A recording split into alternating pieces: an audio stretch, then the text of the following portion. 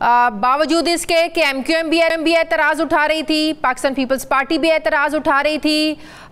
लगता ऐसे है कि अवाम की ज़िद की बात करते करते अपनी सारी ज़िद्दें उन्होंने मनवा ली हैं। उन्होंने अब कायमा कमेटियों की सरबराहियाँ भी मिल गई उनको, इसके अलावा सरकारी मुलाजमीन के जो अलाउंसेस थे वो भी बढ़ गए, सब कुछ अपने लिए कर लिया, अवाम के लिए किसी ने कुछ नहीं किया। बिस्मिल्लाहिर्रहमानिर्रहीम। देखिए, आपका असेसमेंट जो है वो बहुत मुनासिब था। आपने इंट्रोडक्शन में जो बातें की हैं और कीनिया के साथ जो आपने एक तरह से एग्जाम्पल कोट किया, जिसमें पाकिस्तान का भी जो इस वक्त एक्सपीरियंस है वो बहुत मिलता जुलता है। अब देखिए, बात यह है कि IMF के साथ जो रिश्तेदारी होती है पाकिस्तान की, वो इस मरतबा 24 मरतबा हम IMF के पास जा चुके हैं और ये तकरीबन अर्जेंटीना के बाद एक रिकॉर्ड है। कीनिया इस लिहाज से बहुत बेहतर है हमसे।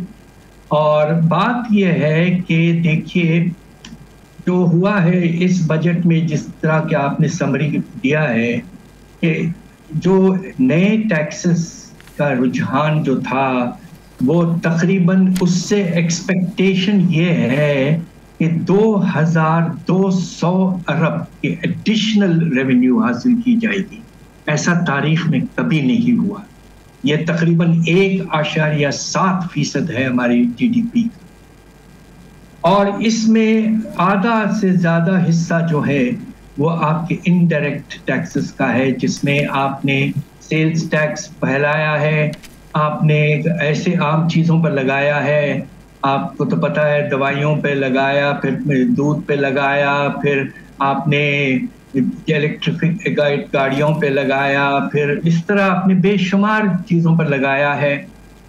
और पेट्रोलियम लेवी जो टैक्सेशन सिस्टम के बाहर है, हालांकि वो टैक्स है, उसमें आपने 20 रुपए और इजाफा किया है लीटर। तो इसके नतीजे में कल के बाद से आप देखिएगा जब कीमतों में इजाफा होगा, इसलिए अभी तक तो नोटिफिकेशन नहीं हुई थी, 1 तारीख से इफेक्टिव होता है बजट, कल से इफेक्टिव हो जाएगा। और फिर हमें देखना है कि किस तरह से कीमतें बढ़ाई गई हैं।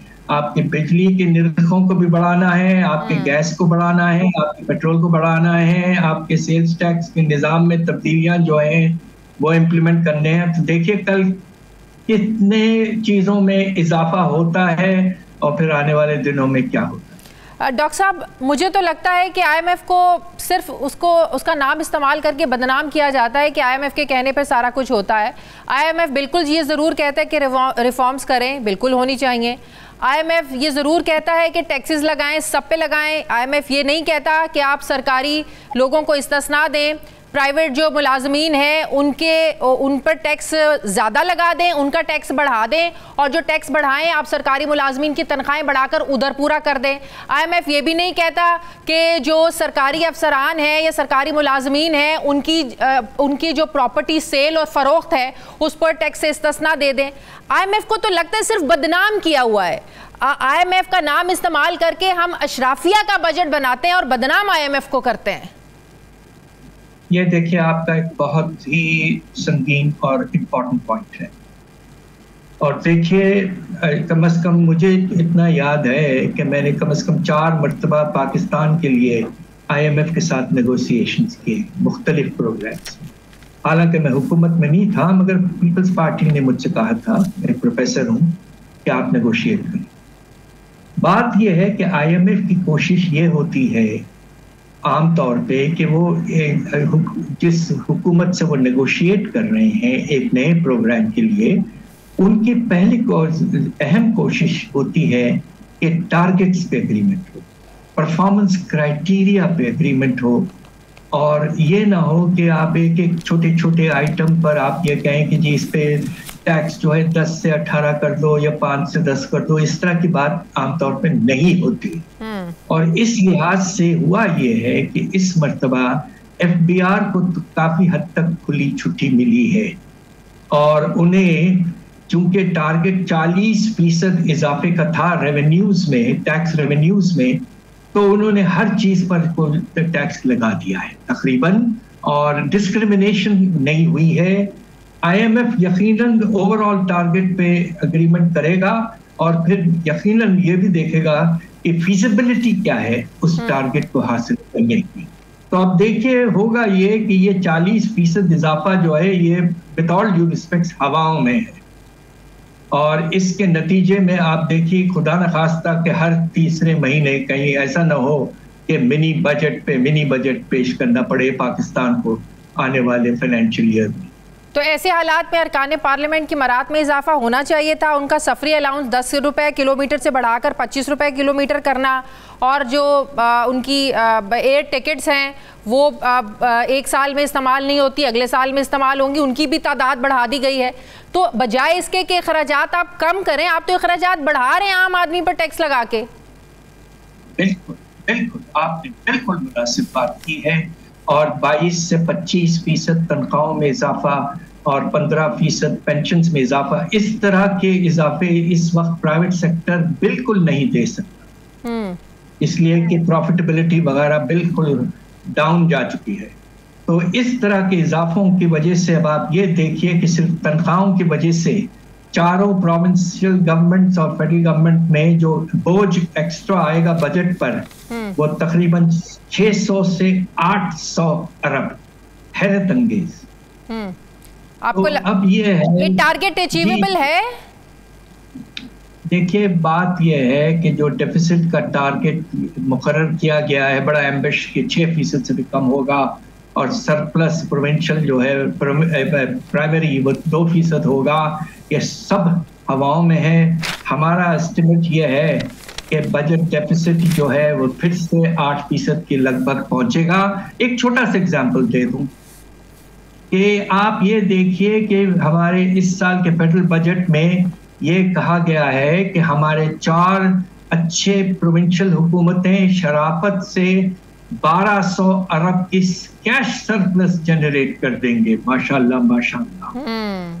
हुआ क्या है, जब चारों बजट पेश किए गए तो एक ही हुकूमत है जिसने कमिटमेंट किया है कि एक सिग्निफिकेंट सरप्लस देंगे, और वो है पंजाब 600-650 अरब। सिंध ने तो साफ कह दिया है कि हमारा बजट बैलेंस्ड बजट है, यानी कि 0 सरप्लस, और बाकी 2 के छोटे छोटे नुमाया तौर पर सरप्लसेस हैं। तो ऑलरेडी बजट में 600 अरब के लगभग का खसारा हो चुका है। फिर रेवेन्यूज में शॉर्टफॉल, खर्चों में एक्स्ट्रा लेवल करंट साइड पे, सब्सिडीज पे, एसओईज पर वगैरह वगैरह। तो with all due respects budget deficit target of 6% is almost entirely infeasible. सही। और मिनी बजट आने को कोई नहीं रोक सकता ऐसी सिचुएशन नहीं, मजबूरन लाना पड़ेगा, इसलिए IMF कहेगा कि भाई आप टारगेट तो मीट नहीं कर पा रहे हैं, तो क्या करें, हम will have to suspend the program. Suspension हुआ तो बहुत बुरा प्रेशर पड़ जाता है पाकिस्तान के रिजर्व्स पर, इसलिए कि बाहर से पैसा आना रुक जाता है। सही। अच्छा, जो कौमी इदारे हैं, आप क्या समझते हैं प्राइवेटाइजेशन अब कितनी नागुज़ीर हो चुकी है? जो इदारे ऑलरेडी इतना खसारे में चल रहे हैं, ज़ाहिर है उसके लिए भी आपको बजट रखना है, फिर मुलाजमीन का रोज़गार का बड़ा मसला हो जाता है। लेकिन एक बात समझ में नहीं आती है डॉक्टर साहब, अगर इदारे प्राइवेटाइज होकर चल सकते हैं तो सरकार के नीचे ये इदारे क्यों नहीं चल सकते हैं? हम PIE की भी बात करते हैं, हम रेलवे की भी बात करते हैं, हम स्टील मिल्स की भी बात करते हैं। ये इदारे प्राइवेटाइज होकर अगर चल सकते हैं तो सरकार इनको चलाने में क्यों संजीदा कभी हमने तो नहीं देखी? हमेशा नुकसान में ही रहे हैं, खसारों में ही रहे हैं ये इदारे। देखिए एक वक्त ऐसा था अलबत्ता कि PIA दुनिया के एक बेहतरीन एयरलाइंस में शुमार किया जाता था। हम जब शागिर्द थे और हम इंग्लैंड गए थे पहली मर्तबा बहुत साल पहले, तो लोग कहते थे कि PIA एक बेहतरीन एयरलाइन है, और उसके बाद जब मिडल ईस्ट एयरलाइंस खड़े हुए तो PIA ने टेक्निकल असिस्टेंस दिया उन्हें। होता यह है कि आहिस्ता आहिस्ता जो इदारे पब्लिक सेक्टर में होते हैं उसमें जो ब्यूरोक्रेसी का कंट्रोल होता है खास तौर पे, और सियासी कंट्रोल भी, तो सबसे पहले एक चीज में गड़बड़ शुरू होती है और वो है एम्प्लॉयमेंट। आहिस्ता आहिस्ता एम्प्लॉयमेंट को बहुत बढ़ा दिया जाता है और उससे बोझ बढ़ जाता है। बिल्कुल। दूसरी तरफ विद ऑल ड्यू रिस्पेक्ट्स कुछ करप्शन का पैमाना भी बढ़ जाता है। तो इसके नतीजे में जो अच्छे इदारे थे हमारे वो भी खराब हो गए। अब एक वक्त ऐसा था आगाज में हमारे पाकिस्तान स्टील मिल जो रशिया के कोलैबोरेशन के साथ बना था, लोग कहते थे कि बड़ा एफिशिएंट प्लांट है, मगर वो भी खत्म हो गया, बंद होके रह गया है और अभी तक हम तनख्वाहें दे रहे हैं लोगों को। इस साल जो बजट बनाया गया है अगले साल के लिए, उसमें आपको हैरत होगी सुन के कि जो टोटल बोझ पड़ेगा एसओईज का, स्टेट ओन्ड एंटरप्राइजेस का, हमारे बजट पर, फेडरल बजट पर कुल 1850 अरब। अच्छा, ये सबसे बड़ा लेवल है तारीख का। और इसमें एक ही इदारा या सेक्टर, पावर सेक्टर, उस पे सब्सिडी 2 गुना कर दी गई। और ये इसलिए है कि सर्कुलर डेट बढ़ता जा रहा है, कम नहीं हो रहा है। आप कीमतें बढ़ा देते हैं मगर उससे कोई फर्क नहीं पड़ रहा है। और अब जुलाई के आगाज में आप कल परसों तो अनाउंसमेंट देना ही पड़ेगा कि बिजली के निर्खों में इतना इजाफा किया गया है। तो बजट में बहुत सी चीजें ऐसी आ गई हैं जिसने पाकिस्तान की फाइनेंशियल वायबिलिटी और स्टेबिलिटी को बुरी तरह से मुतासिर कर दिया। रुपया मुस्तहकम रहेगा अभी? रुपए का ये है कि आईएमएफ के साथ जब एग्रीमेंट होगा तो आईएमएफ ने पहले भी कि स्टैंड बाय फैसिलिटी के दौरान कहा था पिछले साल कि आप market based exchange rate policy follow करेंगे।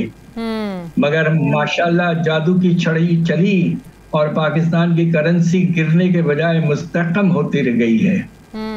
और इस वक्त इसमें एक बहुत बड़ा हाथ था ना, आपको भी याद है, जो डॉलर स्मगल होने से रोका और बड़ी सख्ती की। जी, और एक्सचेंज कंपनीज को जो कंट्रोल कर लिया। यस। और फिर इंपोर्ट्स पर जो मैसिव आपने फिजिकल कंट्रोल लगाए और उसके नतीजे में आर्टिफिशियली आपने तिजारती खसारे को कंट्रोल कर लिया। तो ये सब चीजें जो कि आपने जब आईएमएफ प्रोग्राम एक लिहाज से आप कुछ हद तक हट चुके थे, तो अब सवाल ये पैदा होता है कि जब आप 3 साल के प्रोग्राम में आईएमएफ के साथ जाएंगे तो फिर क्या आपकी एक्सचेंज रेट पॉलिसी वही रहेगी कि मुस्तहकम?